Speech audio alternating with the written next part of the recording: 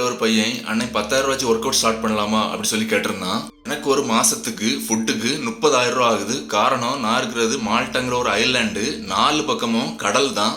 Food வெளியில இருந்து தான் இங்க வருது, அதனால ரொம்ப எக்ஸ்பென்சிவ். நான் யூஸ் பண்ற டாய்லெட் பேப்பர்ல இருந்து சாப்பிட்ற எல்லா ஹோல் ஃபுட்டுக்குமே சேர்த்து தான் இந்த 30,000 ரூபா ஆகுது. நான் சாப்பிடக்கூடிய ஃபுட்டு இந்தியா பைசா கம்பேர் பண்ணும்போது 15,000 ரூபா தான் வரும்.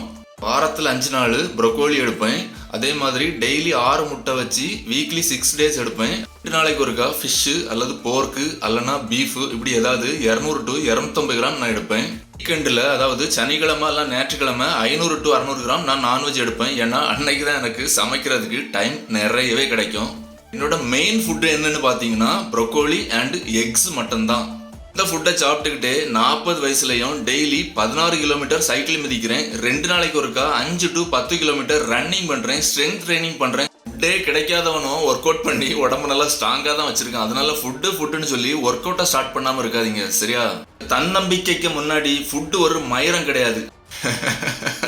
இந்த 40 வயசுலயே என்னால் இவ்வளோ விஷயங்கள் பண்ண முடியும் போது சின்ன பசங்களாக இருக்கிறவங்களால நிறைய விஷயங்கள் பண்ண முடியும்.